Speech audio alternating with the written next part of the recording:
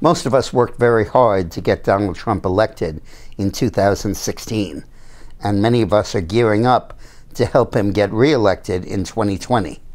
But in the meantime, there's a very important job each of us has to take just as seriously as those other two, which is to mobilize right now to keep Donald Trump in office. This is a setup that's going on.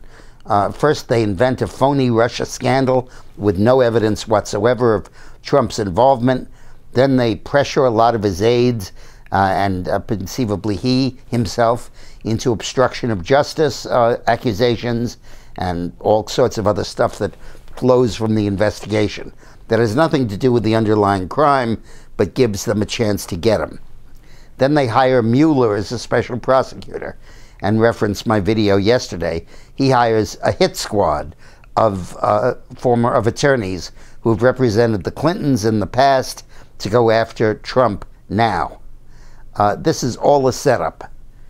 Now, fortunately, at the end of the day, Donald Trump is the one person in America who cannot be railroaded into a guilty verdict without the approval of Congress. He can't be indicted. He can be impeached, but that takes a majority of the House, where the Republicans are in control. And he can be convicted, but that takes 2/3 of the Senate, where the Democrats have 52 of the 100 senators. Now, in Bill Clinton's impeachment, the Democrats lined up solidly on his behalf, and they got him off. But in this case, we can't be so sure, because many of the Republicans didn't support Donald Trump. Of the 52 Republicans in the Senate, 7 never endorsed Trump even after he was the Republican nominee. And one of them, Lindsey Graham, said he voted for a third candidate rather than vote for Trump. So we can't trust those folks to stand with Donald in the same way that Clinton could count on the Democrats to stand with him. Yet these accusations are totally phony. This is a set-up job. It's a complete railroading, and we've got to stop it. By the way, Eileen and I have just finished our new book, Rogue Spooks, The Intelligence War on Donald Trump, coming out in the middle of August.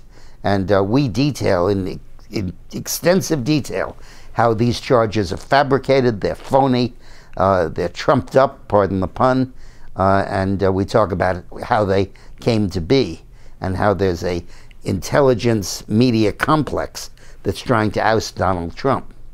But what we have to do is to hold that last line of defense. And to do that, we need to call and write and email and visit our Republican congressmen and senators to urge them to stand firm on behalf of Donald Trump and to make very clear to them that if they don't, we will support and fund and work for a primary opponent in the elections of 2018, or if they're senators, as soon as we can get our hands on them. We have to be very clear about that.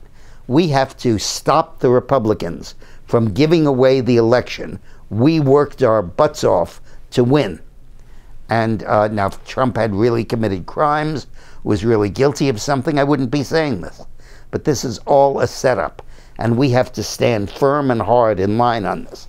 And the way to do this is every couple of weeks, as new developments come out, send another email, send another letter to your United States Senator, particularly, and Congressman, particularly if he's a Republican, to urge him to look past this and to stand firm for Donald Trump.